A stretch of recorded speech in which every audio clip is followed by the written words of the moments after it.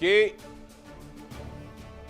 Donald Trump ने पूरी दुनिया के सामने यह कहने समझाने की कोशिश की कि होर्मुज स्ट्रेट में सिर्फ हमारा इंटरेस्ट नहीं है, होर्मुज स्ट्रेट में पूरी दुनिया का इंटरेस्ट है। इसलिए पूरी दुनिया को होर्मुज स्ट्रेट में अमेरिका के साथ आकर जंग लड़नी चाहिए। यानी अमेरिकी राष्ट्रपति चले तो ईरान पर हमला करने के लिए थे, लेकिन उन्होंने वर्ल्ड वॉर का सीन बना दिया है। अब वर्ल्ड वॉर का सीन बना कैसे है, इसको समझते हैं। डोनाल्ड ट्रंप ने इजराइल के चक्कर में आकर ईरान पर हमला तो कर दिया, लेकिन इस हमले में अमेरिका को फायदा से ज्यादा नुकसान हो गया।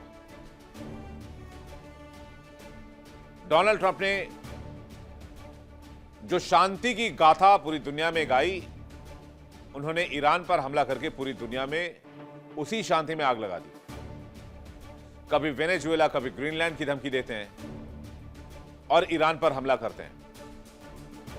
मिडिल ईस्ट में डोनाल्ड ट्रंप ने वो कर दिया जिसे वर्ल्ड वॉर 3 का सीन बनता नजर आ रहा है, क्योंकि होर्मुज स्ट्रेट को खुलवाने के लिए डोनाल्ड ट्रंप ने जो अपील की थी, उसमें 6 देशों ने सहमति दी है कि ठीक है, इस मामले को ऑब्जर्व किया जाएगा, मॉनिटर किया जाएगा और हो सका तो हम आपकी मदद करेंगे।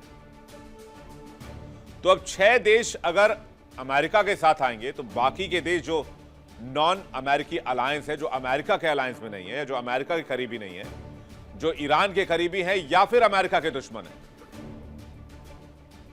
क्योंकि दुश्मन का दुश्मन दोस्त होता है, तो वो एक तरफ आ जाएंगे और दूसरी तरफ अमेरिका और उसकी गुट, यानी पूरा वर्ल्ड वॉर 3 वाला सीन।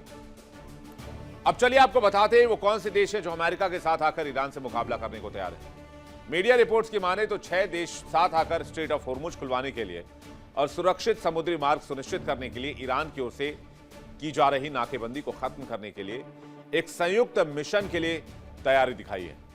हालांकि इस गठबंधन को लेकर ईरान ने बहुत आक्रामक रुख दिखाया है। वो देश पहले कौन कौन से हैं वो चलिए देखते हैं। 6 देश जो अमेरिका के साथ नजर आ सकते हैं, कॉन्फर्मेशन नहीं है, उन्होंने कहा भी हम देखेंगे। इसमें ब्रिटेन है सबसे पहले, फ्रांस है, जर्मनी है, इटली है, नीदरलैंड है और जापान है। हमें और आपको यहां यह समझने की जरूरत है कि ये सभी 6 देश एक साथ आकर ईरान के खिलाफ होर्मुज स्ट्रेट में तैनात होंगे और होर्मुज स्ट्रेट को फ्री करने की कोशिश करेंगे, जो कि तेहरान नहीं होने देगा, राइट। और अगर तेहरान नहीं होने देगा तो ये देश किससे लड़ेंगे? ये देश भी अमेरिका के साथ मिलकर ईरान से लड़ेंगे। और अगर इतने सारे देश ईरान से लड़ेंगे तो पड़ोस में बैठे क्या पुतिन खामोश रहेंगे? ईरान के तेल का सबसे ज्यादा इस्तेमाल करने वाला, मैं इसे दोहन शब्द का भी इस्तेमाल करूंगा, अब्यूज करने वाला, मिसयूज करने वाला चाइना, जिसे सस्ते में इतने दिन से दशकों से तेल मिलता रहा, क्या वो खामोश बैठेगा? क्योंकि होर्मुज की खाड़ी बंद है और अगर वहां इतने देशों का जमावड़ा लगा तो यह सीन बहुत बड़ा हो सकता है।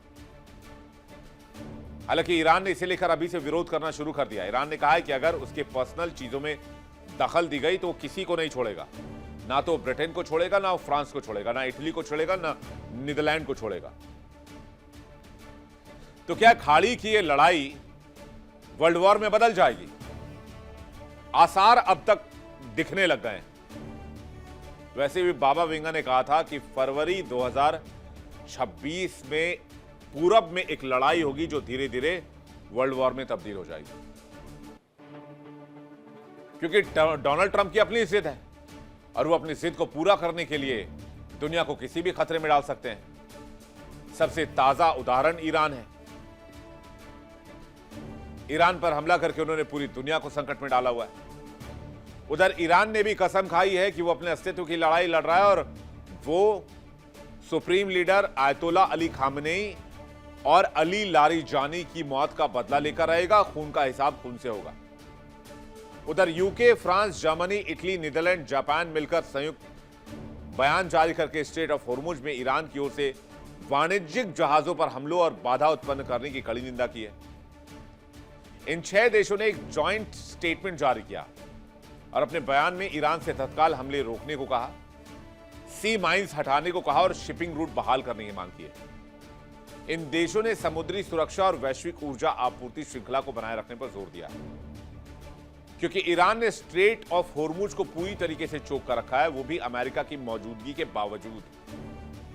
ईरान ने कहा, तुम चौधरी हो मुझे पता है, लेकिन अगर हिम्मत है तो स्ट्रेट ऑफ होर्मुज खुलवा के दिखाओ।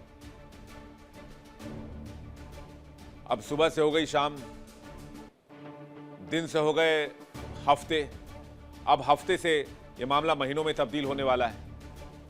लेकिन डोनाल्ड ट्रंप भाई साहब कुछ कर नहीं पा रहे, उनके हाथ पांव फूले हुए हैं, वो एक छोटा सा होर्मुज स्ट्रेट नहीं खुलवा पा रहे।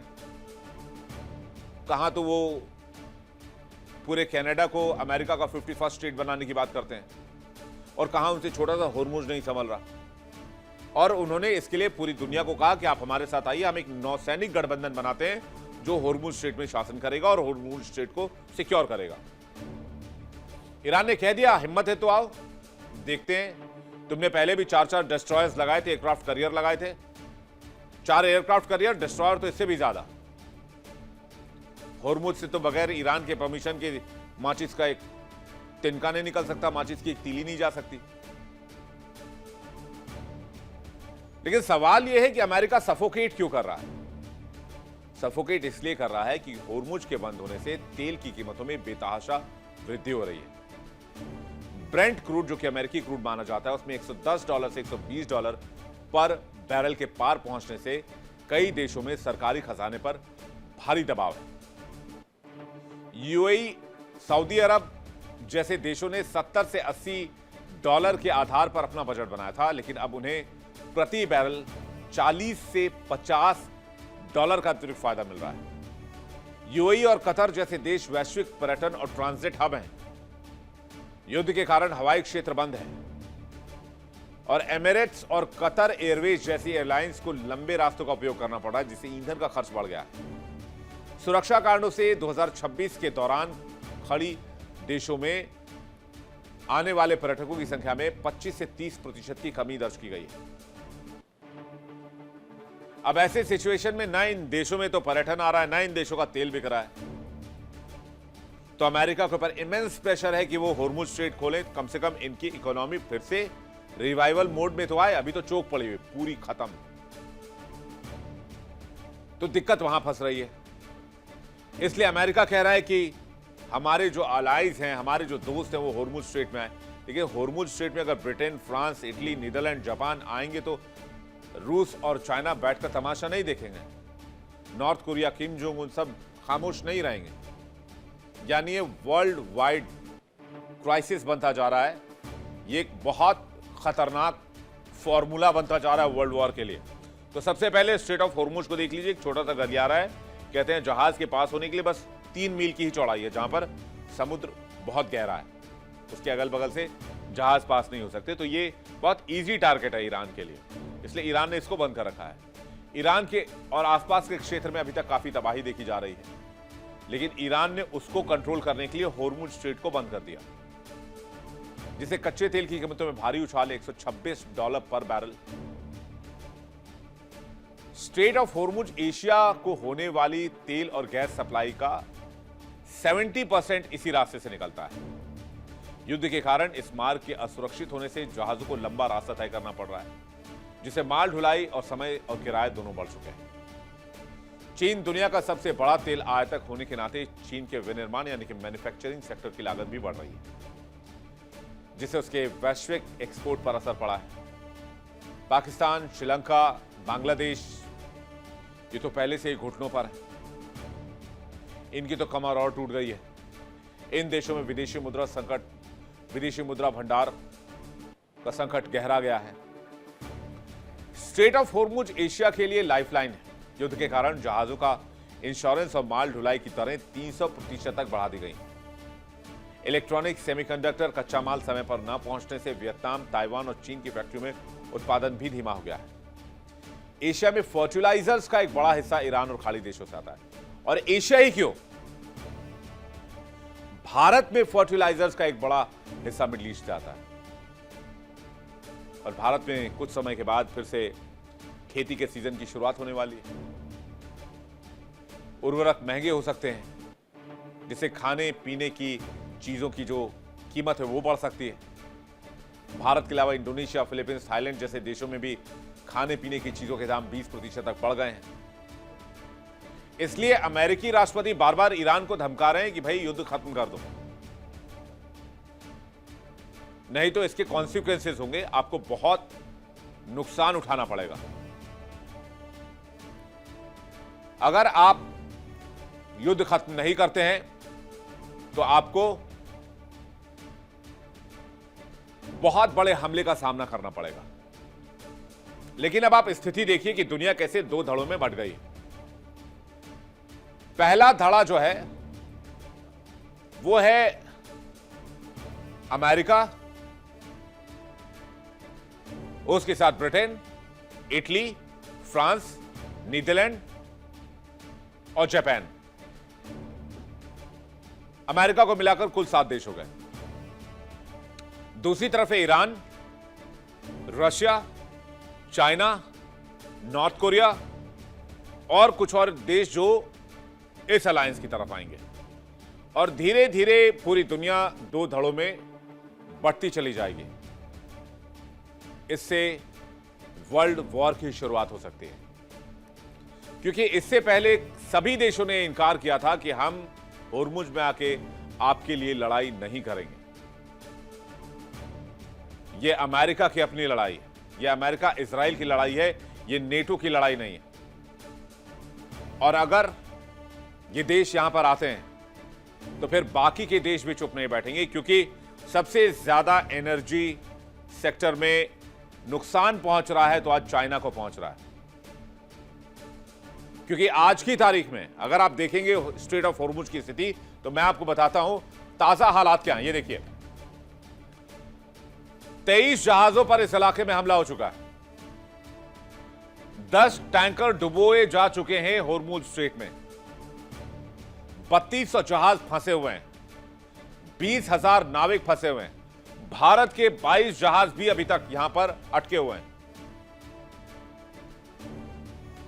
अगर मिडिल ईस्ट में विश्व युद्ध की स्थिति बनी तो 2 ग्रुप बनेगा। इसमें कई देश अमेरिका की तरफ होंगे, कई देश ईरान की तरफ होंगे। और किस तरह की स्थिति बन सकती है 2 ग्रुपों के बीच में, आइए एक नजर डालने की कोशिश करते हैं। ये वर्ल्ड वॉर का जो सीन है वो किस तरह से नजर आ रहा है।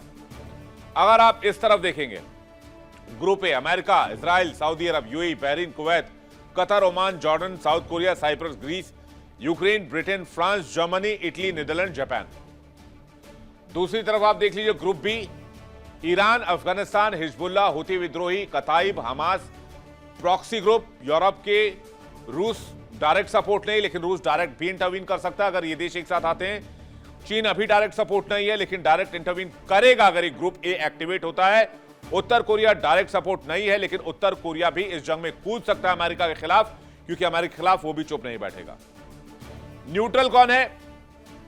तुर्की, मिस्र और भारत को तो आप जानते हैं हमारी गुट निरपेक्ष की नीति रही, हम कभी कोई किसी गुट का हिस्सा रहे नहीं, तो हमारा मामला तो पहले से ही न्यूट्रल है। हम तो देखिए, हम तो क्या, हम युद्ध वाले देश ही नहीं, हम बुद्ध वाले देश हैं, हम शांति की बात करते हैं, तो हमारा मामला न्यूट्रल है। लेकिन इन देशों के अलावा कई देश हैं जिनका रुख अभी भी साफ नहीं है। अमेरिका और इजराइल के ग्रुप में जो भी देश शामिल हैं, उनमें तो सिर्फ कई तेल और गैस को लेकर है, क्योंकि उनका ईरान से युद्ध में किसी तरह का कोई रोल नहीं। चलिए अब ये भी जान लीजिए कि वर्ल्ड वॉर कब हुआ, कितनी मौतें हुई, और अगर मिडिल ईस्ट की जंग वर्ल्ड वॉर की ओर बढ़ी तो फिर स्थिति क्या हो सकती है। वर्ल्ड वॉर 1 में आप देख लीजिए क्या हुआ था। तब तो इतनी पॉपुलेशन भी नहीं थी पूरी दुनिया में, 20 मिलियन से ज्यादा मौतें हुई थी, मतलब 2 करोड़ से ज्यादा लोग। वर्ल्ड वॉर 2 जो कि 1939 से 1945 तक जारी रही, 80 मिलियन से ज्यादा मौतें हुई। और इस बार इस वर्ल्ड वॉर 2 में एक इंपॉर्टेंट फैक्ट यह है कि अगर रशिया, अमेरिका और ब्रिटेन के साथ नहीं आता तो शायद अमेरिका और ब्रिटेन ये जंग जर्मनी के खिलाफ, हिटलर के खिलाफ हार जाते हैं। और हिटलर को रोकने वाला कोई नहीं था उस समय इस पूरी दुनिया में, वो अमेरिका भी नहीं था। वर्ल्ड वॉर 3 एंटिसिपेटेड 2026 अगर ऐसा होता है, ऊपर वाला ना करे ऐसा हो, अगर ऐसा कुछ हुआ तो ये आंकड़े गवाही दे रहे हैं कि बहुत तबाही और बर्बादी होगी। इसलिए डोनाल्ड ट्रंप को यह सोचना चाहिए जब वो किसी देश पर हमला करते हैं और वहां पर जंग लड़ने की बात कहते हैं। आज की तारीख में जो भस्मासुर पैदा किया है डोनाल्ड ट्रंप ने मिडिल ईस्ट में, जंगी भस्मासुर, वो पूरी दुनिया को खाक करने के लिए काफी है अगर इसे बहुत जल्द कंट्रोल नहीं किया गया तो।